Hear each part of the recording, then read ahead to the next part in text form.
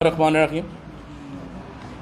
ये बुनियादी तौर के ऊपर जो है ये मैं जो बात कर रहा हूँ पंजाब के नताइज के बाद जिस किस्म की सूरत हाल डेवलप हुई है, और कल चेयरमैन पाकिस्तान तहरीक इंसाफ और साबिक़ वज़ीर-ए-आज़म इमरान खान साहब ने जो अपना एक वाज़े एजेंडा जो है वो बयान किया है।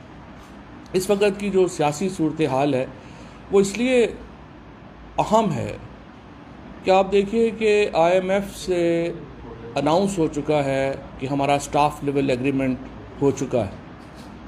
उसके बावजूद हमारी जो मार्केट्स हैं और हमारी जो करेंसी है उसके ऊपर एतमाद बहाल नहीं हो पा रहा। जब से IMF का एग्रीमेंट अनाउंस हुआ है 10 रुपया जो डॉलर की कीमत है वो हमारे रुपए के मुकाबले में ऊपर जा चुकी है। इससे आप अंदाज़ा लगा सकते हैं कि किस किस्म का अदम एतमाद है इस वक्त मार्केट्स में। और अगर ये अदम एतमाद जारी रहता है और पाकिस्तान की मईशत ऐसे ही एक अदम इस्तेहकाम का शिकार रहती है, तो जैसे ब्लूमबर्ग ने कहा कि पाकिस्तान चौथे नंबर के ऊपर है इस वक्त डिफ़ॉल्ट रिस्क कंट्रीज़ में, तो हमारी बदकिस्मती होगी कि हम उस तरफ चले जाएंगे। लिहाजा पाकिस्तान तहरीक इंसाफ की पूरी कोशिश है कि हम सियासी इस्तेहकाम के लिए अपना किरदार अदा कर सकें।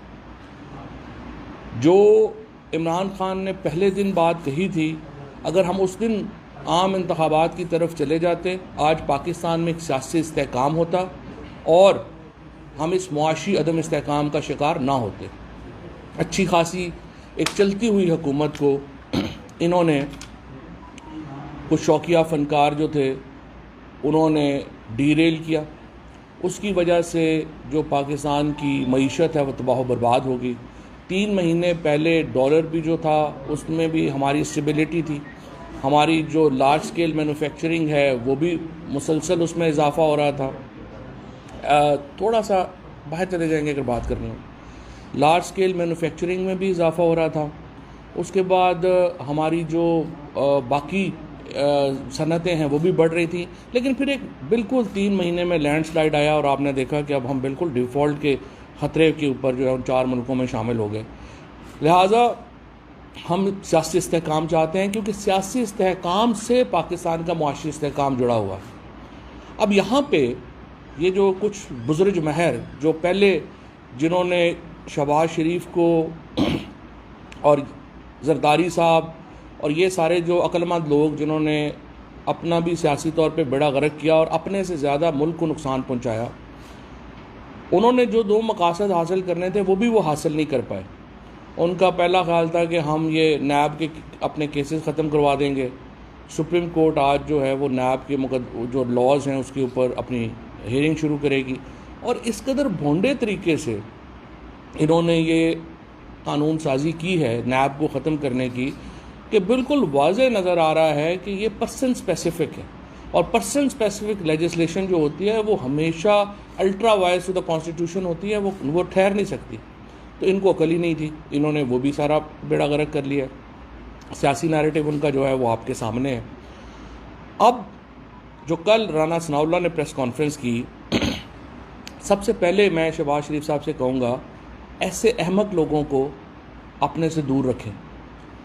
अगर हमने अभी तक, कल भी अगर आपने इमरान खान की तकरीर सुनी हो, हमने बॉल अभी तक जो है वो हुकूमत के कोर्ट में रखी है। इस वक्त ये हुकूमत वेंटिलेटर के ऊपर है, उसका स्विच ऑन ऑफ करना हमारे पास है। ये कहना कि हम पंजाब में 5 लोग जो हैं वो आएंगे या नहीं आएंगे, आप उसकी फ़िक्र छोड़ दें। मैं आपसे कहना चाहता हूँ इस वक्त आपके पास सिर्फ 1 वोट की बर्तरी है वफाक में। हम जब चाहें आपको घर भेज सकते हैं। हम आज ये वेंटिलेटर का स्विच ऑफ कर देंगे, आप सारे बिल्कुल जो है वो सियासी तौर के ऊपर ख़त्म हो जाएंगे। इसके बावजूद 5 MNAs जो इस वक्त ये नीचे की बात कर रहे हैं, मैं आपको बता सकता हूँ कि इस हुकूमत के 5 से कहीं ज़्यादा MNAs हमारे साथ राब्ते में। और अगर आज सदर ममलिकत आरिफ अलवी साहब शहबाज शरीफ साहब को एतमाद का वोट लेने का कहेंगे, ये नहीं ले पाएंगे। लेकिन हमारा मसला इस वक्त इस हुकूमत को घर भेजना काफ़ी नहीं, हम फ्री एंड फेयर इंतखाबात की तरफ जाना चाहते हैं। फ्री एंड फेयर इलेक्शंस होंगे नए इलेक्शन कमीशन के साथ। हम ये चाहते हैं कि जो सियासी कुव्वतें हैं मुल्क की, वो ये राना सनाउल्लाह टाइप लोगों से, वैसे तो इंशाल्लाह मैं तो डिप्टी स्पीकर साहब को कहना चाहता हूँ कि कल के बयान के बाद दोस्त मोहम्मद मज़ारी हमारे वैसे भी दोस्त हैं, कुछ दिन वो भटक गए थे, अब मुझे उम्मीद है कि वो वापस आएंगे और अपनी गलती पे पशेमान होंगे। एक तो ये 22 तारीख तक राना सनाउल्लाह की पंजाब में दाखिले पे पाबंदी लगाएं, अदरवाइज़ इंशाल्लाह ताला 23 को तो हम लगा ही देंगे। 23 तारीख को ये जो इस वक्त ये जो गवर्नमेंट है, ये सिर्फ CDA का चेयरमैन जो हैं वो रह जाएंगे, क्योंकि जो ही ये मोटरवे पे पहुंचते हैं, अगर आप दाएं लेंगे तो पेशावर आ जाएगा, बाएं लेंगे तो लाहौर आ जाएगा। दोनों जगह के ऊपर तहरीक इंसाफ की हुकूमत होगी। लिहाजा ये फ़ैसला भी हमने करना है और इंशाल्लाह मुझे यही है कि 22 तारीख को पंजाब में हमारी हुकूमत बन जाएगी और 23 तारीख को हम राना सनाउल्लाह के पंजाब में दाखिले पे पाबंदी लगा सकते हैं। यही हाल अता तारड़ का भी है, जिसने बहुत ज़्यादतियाँ की हैं और हमने देखा है जिस तरह से इन्होंने लोगों को गिरफ़्तार किया। जिस तरह से आपने देखा जुल्फ़ी बुखारी के ऊपर इंतहाई जो है, मैं समझता हूँ जहलाना तौर के ऊपर एक सेक्रेटेरियन जो है वो केस बनाया गया, उनको अरेस्ट करने की कोशिश की। शिबली फराज जैसे शरीफ आदमी को अरेस्ट करने की कोशिश की गई और फिर शहबाज गिल को, शहबाज यहाँ से मुजफ्फरगढ़ गए थे सिर्फ मामलात को देखने और शहबाज को वहाँ पे अरेस्ट किया गया। उसे छोटे से सेल में जो है वो 9 घंटे से ज़्यादा रखा गया और पानी तक जो है वहाँ पे नहीं दिया गया। सो ये लोगों ने जो ज़्यादतियाँ की हैं वो भी खैर उनको भी देखेंगे, लेकिन फ़िलहाल मेरा ये ख्याल है कि राना सनाउल्लाह के रात के बयान के बाद कि 5 लोग गायब हो सकते हैं, डिप्टी स्पीकर जो प्रिजाइडिंग ऑफिसर हैं इस सेशन के, मैं उनसे कहता हूं कि उनके पंजाब में दाखिले पे पाबंदी लगा दें। 23 तारीख को तो इंशाल्लाह हम खुद ही फ़ैसला कर लेंगे। राना सनाउल्लाह, अता तारड़ वगैरह जैसे लोग जो हैं वो पंजाब के लिए नासूर हैं और पंजाब की आवाम ये चाहते हैं कि ये उनको वहाँ पर नज़र ना आए, और वैसे भी ये नफ़रतों में इजाफ़े का बायस है। तो जो लोग भी नफ़रतों में इजाफ़े का बायस हों वो उस सूबे में नहीं आ सकते, डिटेंशन ऑर्डर्स उनके जारी हो सकते हैं।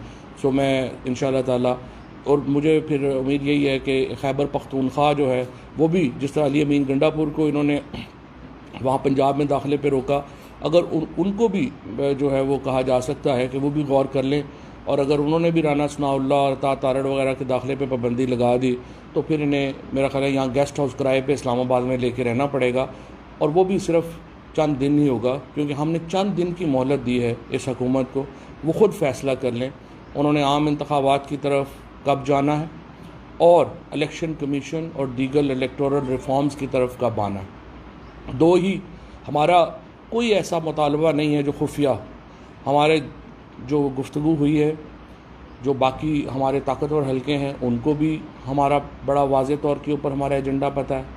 हमारा जो अवाम के सामने जो एजेंडा है वही एजेंडा हमारा ड्राइंग रूम में है। वो दिन गुजर गए, जैसे कल प्राइम मिनिस्टर इमरान खान साहब ने कहा कि जब बंद कमरों में 4-6 लोग बैठ के फ़ैसले कर देते थे, अब फ़ैसले अवाम के पास है और पाकिस्तान तहरीक इंसाफ अपनी हर एजेंडा अवाम से अप्रूव करा के उसके ऊपर इम्प्लीमेंट कराएगी। एजेंडा हमारा बड़ा सिंपल है।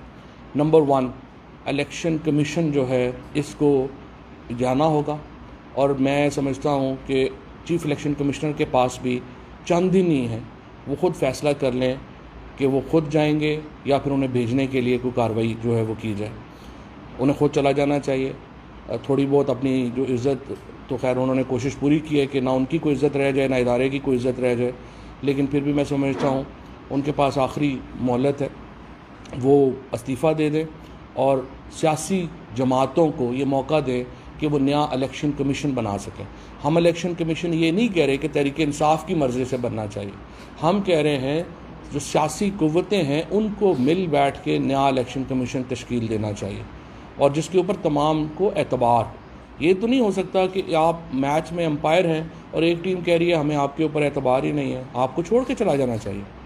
सो नंबर 1, और उसके बाद आम इंतखाबात की तारीख़ जो है वो शहबाज शरीफ साहब हमें दें, हम उनके साथ उसके बाद जो है पार्लियामेंट में जाके या बग़ैर हम बातचीत करने को तैयार हैं। जो ही शहबाज शरीफ इंतखाबात का ऐलान करते हैं संजीदा होके हम उनके साथ बातचीत करेंगे। फ्रेमवर्क जो इलेक्शंस का है वो पॉलिटिकल पार्टीज़ ने तय करना है और उस फ्रेमवर्क में सबसे अहम बात यही है कि इलेक्शन कमीशन जो है वो नया कॉन्स्टिट्यूट होना है। इसके अलावा मैं ये समझता हूँ कि हमज़ा शहबाज ने जमहूरियत जो होती है वो कुछ ट्रेडिशंस के ऊपर भी चलती है, उसकी कुछ रवायात होती हैं। हमज़ा शहबाज को अब तक इस्तीफ़ा दे देना चाहिए था, बजाय इसके कि वो कभी एक जगह के ऊपर कभी दूसरी, कभी एक हेलीकॉप्टर कभी दूसरा हेलीकॉप्टर, इस तरह से आप जमहूरियत को कमज़ोर कर रहे हैं। हमज़ा शहबाज को चाहिए अपने ओहदे से अलहदा हो जाएं और परवेज़ इलाही साहब जो हैं उनको इंतज़ाम चलाने दें। बिकॉज़ हमने कल जो है वो तौसीक कर दी है पाकिस्तान तहरीक इंसाफ ने चौधरी परवेज़ इलाही की बतौर वज़ीर आला नॉमिनेशन की, और हम यही चाहते हैं कि उनको अब मौका दिया जाए कि वो पंजाब में इंतज़ाम और इंसराम संभाले। लिहाजा हमज़ा शहबाज को अपने ओहदे से फौरी तौर पे कुछ शर्म करनी चाहिए। इतनी बुरी उनको डिफ़ीट हुई है, ख़ुद मरीम नवाज़ ने आके वो डिफ़ीट जो है वो एक्सेप्ट की है, अहमद मलिक साहब ने वो डिफ़ीट एक्सेप्ट की है। उसके बाद नेचुरल कॉन्सिक्वेंस ये था, उसका अगर कुदरती तरीका ये था कि हमज़ा शहबाज अपना इस्तीफ़ा टेंडर कर देते और कहते थे इसके बाद मेरा बिल्कुल इखलाकी तौर पे यहाँ रहने का जवाज़ नहीं बनता, लेकिन वो चिमटे हुए हैं तो उनको अपने ओहदे से अलहदा होना चाहिए। ये राना सनाउल्लाह के पंजाब में दाखिले के ऊपर जो है वो फौरी पाबंदी लगाई जाए 22 तारीख तक। आज जो शहबाज शरीफ साहब का इन्होंने जो इजलास बुलाया PTM का, मैं उन तमाम जो सियासी क़यादत है उसको कहता हूँ कुछ मैच्योरिटी का मुजाहरा करें, इंतखाबात की तरफ जाने का ऐलान करें और फ्रेमवर्क जो है इलेक्शन का उस पर बैठ के बातचीत करें। फवाद साहब 2 दिन हो गए हैं कि कोई वजीर यहाँ पर मौजूद नहीं है, पूरी हुकूमती मशीनरी जो है वो लाहौर में इस वक्त है, हुकूमत का सारा काम ठप है, कोई काम नहीं चल रहा। इस पर थोड़ा सा कमेंट करें कि क्या आइंदा क्या करना चाहिए इन लोगों को। हुकूमत का काम तो 3 महीने से ठप है। मसला तो जो देखें पाकिस्तान में जो सबसे बड़ी प्रॉब्लम जो फेस हो रही है, मैं पहले भी ये बात करता रहा हूँ कि देखिए हम देख ही नहीं रहे कि गवर्नेंस कितनी इसको इफेक्ट हो रही है। पंजाब में आप गंदम की प्रोक्योरमेंट ही नहीं कर सके। दिसंबर में अब आपको यहाँ पे आपका आटे का क्राइसिस आ जाएगा, आप इंतज़ाम आपका मुकम्मल ठप है। और जाहिर है कि इसमें हम जो अदालतों ने जो फ़ैसले किए, उन्होंने जिस तरीके से क्योस क्रिएट किया, अनफॉर्चुनेटली लाहौर हाई कोर्ट ने जिस तरीके से इसको रखा, फिर डिले किया, फिर इलेक्शन कमीशन ने 5 लोगों का किया, इन्होंने इतना कंट्रीब्यूट कर दिया इस क्योस में कि आप समझ ही नहीं आ रही कि आपने उसको जो है वो इस जिन को वापस आप बंद कैसे करेंगे। बिकॉज इतना बड़ा एक एडमिनिस्ट्रेटिव क्योस जो है वो आपने क्रिएट कर दिया है कि उसको वापस कूजे में बंद करना भी एक अजाब होगा। अच्छा साहब ये बताइएगा कि आपने सियासी डायलॉग की बात की है, क्या शहबाज शरीफ के साथ इमरान खान अब बैठने को तैयार है? नंबर 1। दूसरा सवाल, जिन XY का जिक्र होता रहा इलेक्शन से पहले जो PTI की जानब से वो कलमात अदा किए गए, उनका रोल इस पूरे इलेक्शन में, ज़िमनी इलेक्शन में कैसा रहा?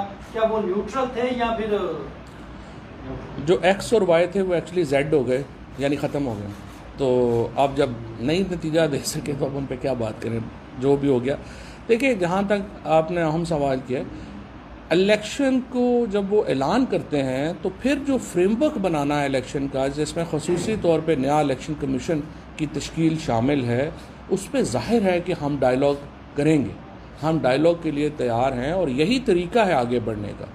लेकिन जब आप एक गैर संजीदा लोग, ये मरियम औरंगज़ेब टाइप लोग जिन्होंने ज़िंदगी में ना कभी खुद कभी काउंसलर नहीं इलेक्ट हुए, वो बयान देते हैं ऐसे जैसे पता नहीं कितने बड़े वो जो हैं वो सियासत के ठेकेदार हैं। या अभी राना सनाउल्लाह के कल की ज़ुबान चेक करें, राना साहब की ज़िंदगी में सिर्फ 2 ही फेजेज़ हैं, या वो वज़ीर होते हैं या वो जेल में कुट खा रहे होते हैं, तीसरी फेज़ ही नहीं उनकी ज़िंदगी में। तो उनको मैंने पहले भी ये कहा था कि आप मेहरबानी करें, अपनी ज़िंदगी से बंदा कुछ सीखता है। जब वज़ीर होता है तो ये नहीं होता कि आपके जो है वो डंडा ही ना निकले आपकी गर्दन से। इंसान के बच्चों की तरह बात किया करें, आराम से रहा करें, ताकि बाद में आप जब ये उतर जाएंगे ये हफ्ता भी नहीं ठहर सकते। अभी ये हुकूमत जो है ये सिर्फ इसलिए कायम है कि हम इन्हें मौका दे रहे हैं कि आप फैसला कर रहे हैं इलेक्शंस कब कराने हैं। हम स्पेस देना चाहते हैं, हम पॉलिटिकल पार्टीज़ को दीवार से नहीं लगा रहे, हम स्पेस देना चाहते हैं कि एक अच्छे माहौल में इलेक्शंस जो हैं वो हो और एक फ्रेमवर्क तय हो। वरना तो देखें, हम कल प्रेसिडेंट साहब से रिक्वेस्ट करें, प्रेसिडेंट साहब को पाकिस्तान की सबसे बड़ी सियासी जमात ये रिक्वेस्ट करे कि जी आप शहबाज शरीफ साहब को कहें कि एतमाद का वोट लें। 172 बंदे इन्होंने ऐवान में पेश करने हैं, इनके पास 172 लोग नहीं हैं। मैं आपको बता रहा हूँ, इनके पास इस वक्त 162 से ज़्यादा लोग नहीं हैं। जिस तरीके से और जो बजट जिस तरह पास किया, आप में से बहुत सारे दोस्त जो बजट कवर करते हैं, 96 लोग थे जब इन्होंने बजट पास किया। इस तरह तो ये हुकूमत चल रही है जिसका ना सर है ना पैर है, और ये इसीलिए हम ये चाहते हैं इसको सियासी इस्तेहकाम की तरफ जाएँ। एक बात सिर्फ मैं और कर दूँ, हमें कतई तौर के ऊपर जो इंटरिम गवर्नमेंट बनेगी वो एक दिन ज़्यादा भी कबूल नहीं है। 3 महीने से 90 दिन के लिए हुकूमत जो बनेगी, 90 दिन के अंदर इंतखाब कराएगी। ये जो कुछ छुट्टियाँ छोड़ रहे हैं कि जी मईशत ठीक कर लें, मईशत ठीक करना इंटरिम गवर्नमेंट का काम नहीं है, ये मुंतखब हुकूमत का काम है। अवाम हुकूमत मुंतखब करेगी, वो आके मईशत जो है उसके फ़ैसले करेगी। इंटरिम गवर्नमेंट को बड़े फ़ैसले करने का इख्तियार हरगिज़ नहीं है। ये भी इत्तलात आ रही है कि पंजाब के जो चीफ मिनिस्टर का इलेक्शन, उससे पहले तो PTI के MPs को उठा लिया जाए, गायब कर लिया जाए। इस हवाले से तैयारी क्या है? क्योंकि आपको पता है कि पंजाब में रूलिंग वाले बात तो आ नहीं रहे, इस हवाले से क्या करें? इन इलेक्शंस के बाद जिन्होंने उठाना था वही इनकारी हो गए हैं। अब वो राना सनाउल्ला और उन्होंने कोशिश की है कोई 1-2 दिन से, लेकिन जो जिन्होंने उठाना था उन्होंने कहा भाईजान अपनी अपनी खेल।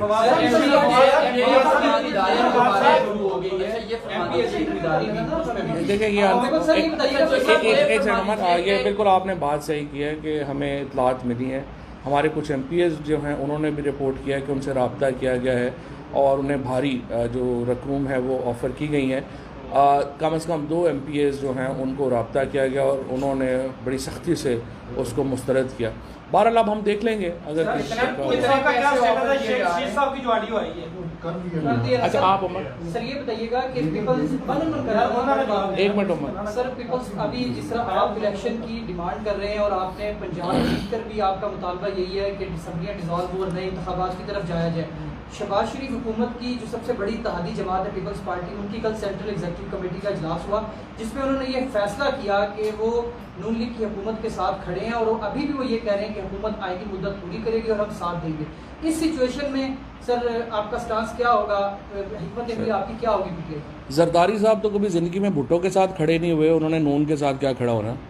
उनका स्टांस जो है वो ये है, असल में तो देखें पीपल्स पार्टी जो है वो नून की जो इस वक्त सियासी लाश है उसके ऊपर खड़े होके बड़के मार रही है। पीपल्स पार्टी का अपना तो कुछ भी नहीं है जा रहा, वो तो 4 डिवीज़न की पार्टी है सिंध की। वो क्या कहते हैं कि नहीं हमें सिंध में हुकूमत कंटिन्यू करने दी जाए। जरदारी साहब को भी पता है कि अब ये शहबाज शरीफ की हुकूमत तो कंटिन्यू नहीं कर सकती। आज एतमाद का वोट हम कहेंगे ये नहीं दे सकेंगे। सो उनको भी पता है कि शहबाज शरीफ की हुकूमत तो वेंटिलेटर के ऊपर है। ये जो सारे बहाने वो कर रहे हैं कि हम साथ हैं, वो बुनियादी तौर के ऊपर ये चाहते हैं कि जो शहबाज शरीफ की हुकूमत है वो ख़त्म होती है तो सिंध में रहनी चाहिए। इसके अलावा उनका कोई और एजेंडा नहीं।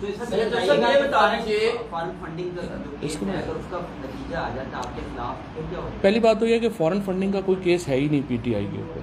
यहाँ पे प्रोहिबिटेड फंडिंग का, ममनुआ फंडिंग का केस है, जिसमें इस वक्त तक ये है कि ये है कि जो कंपनियाँ थीं बाहर उन्होंने हमें पैसे भेजे।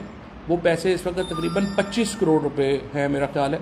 25 हमें कोई ओवरऑल अरबों रुपए की फंडिंग हुई, उसमें से जो 25 करोड़ रुपया है वो कंपनीज़ की तरफ से आया। जो 2013 तक बाहर का जो कानून था उसमें कोई पाबंदी नहीं थी कंपनियों की कि वो उसको डोनर भेज सकती हैं पैसे या नहीं भेज सकती। 2018 के कानून में फ़ॉरेन कंपनीज़ को बैन कर दिया गया।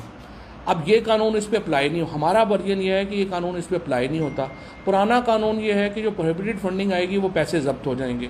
लेकिन हम ये कहते हैं कि ये फंडिंग भी जो 25 करोड़ रुपये कंपनी से भेजी है वो भी कानून के मुताबिक है, आप इसको जब्त नहीं कर सकते।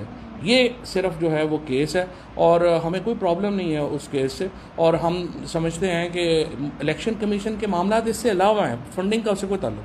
तो सब जो ज़िमनी इलेक्शंस हैं, इससे पहले परसेप्शन थी कि 15-5 का कहा जा रहा था, लेकिन PTI की मिली इसी इलेक्शन कमीशन की तरफ मिली।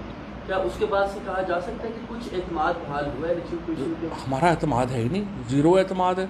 ये तो देखें इलेक्शन कमीशन ने क्या नहीं कर लिया हमें हराने के लिए। वोटर लिस्टें चेंज कर दी, पोलिंग की जो हमारी स्कीम्स थी वो बदल दी। उसके बाद इन्होंने 5 लोग हमारे पंजाब में उनकी नोटिफाई नहीं किया आप, और फिर इससे भी जाहिर होता है हमें आप छोड़ दें, हमारी तनकीद छोड़ दें। 7 केसेस जो हमने इलेक्शन कमीशन के पास लेके गए, इलेक्शन कमीशन ने हमारे ख़िलाफ़ फ़ैसले दिए, 7 के 7 जब हम हाई कोर्ट्स में और सुप्रीम कोर्ट में लेके गए वो रिवर्स हुए और पीटीआई के हक़ में हुए। इससे आप अंदाज़ा लगा सकते हैं कि कितना बड़ा इलेक्शन कमीशन ऑफ पाकिस्तान जो है वो बायस्ड, एक उनका बायस है पीटीआई के ख़िलाफ़। और ये देखें, ये हमारा हक़ है। मुझे नहीं समझ आती ये बात करनी कि नहीं कि इसी के तहत भाई नहीं होते। सबसे बड़ी पार्टी कह रही है नहीं होना आपके अंडर इलेक्शन नहीं होना चाहिए, तो फिर नहीं होना चाहिए। ये क्या बात हुई? आप तो आए ही इसीलिए है कि तमाम पार्टीज़ को आप पे एतमाद है और आप इलेक्शन जो कराएंगे वो रिजल्ट सब एक्सेप्ट करेंगे। यहाँ सबसे बड़ी पार्टी कह रही है हमें आपके ऊपर एतमाद नहीं है। और फिर कल आप देखें, मरियम नवाज शरीफ ने, राना सनाउल्लाह ने, मरियम औरंगज़ेब ने, इन लोगों ने इलेक्शन कमीशन की ऐसे तर्जुमानी की है जैसे ये असल में इलेक्शन कमीशन के एम्प्लॉई हैं, इनका तो कोई ताल्लुक़ नहीं था। सो ये तमाम चीज़ें हमारे जहन में ये डाउट डालती हैं कि इलेक्शन कमीशन जो है वो गैर जानबदार नहीं है। और जब हम कह रहे हैं गैर जानबदार नहीं है तो उसको इसी के ऊपर जो है वो हट जाना चाहिए। साहब, आपने कहा कि इलेक्शन कमीशन मुस्ताफ़ी हो जाए क्योंकि आप पार्लियामेंट में मौजूद नहीं है। आईनी और कानूनी तौर पर जो अपोजिशन लीडर राजा रियाज और वज़ीर-ए-आज़म शहबाज शरीफ जो है उन्होंने नॉमिनेट करना है, क्या उसको एक्सेप्ट कर लिया जाएगा? नहीं, देखें ना, राजा रियाज तो डमी है ना। राजा रियाज तो जो वो अपना कई दफ़ा प्रोग्रामों में डमी बुला के बैठा लिए जाते हैं, वो ऐसे पोजीशन लीडर, तो ज़ाहिर है उनकी तो कोई हैसियत नहीं है, उनसे तो कोई आप बात नहीं कर सकते। इसीलिए अगर आप देखें, मैंने अपनी प्रेस कॉन्फ्रेंस में शहबाज शरीफ साहब को मुखातब किया। मैं उनसे ये कह रहा हूँ कि हमने आपको स्पेस दी है, हम ये हुकूमत कल गिराना चाहें हम गिरा सकते हैं, लेकिन हम ये चाहते हैं कि बॉल इस वक्त आपकी कोर्ट में है, आप फैसला कर लें कि हमने आगे कैसे बढ़ना है।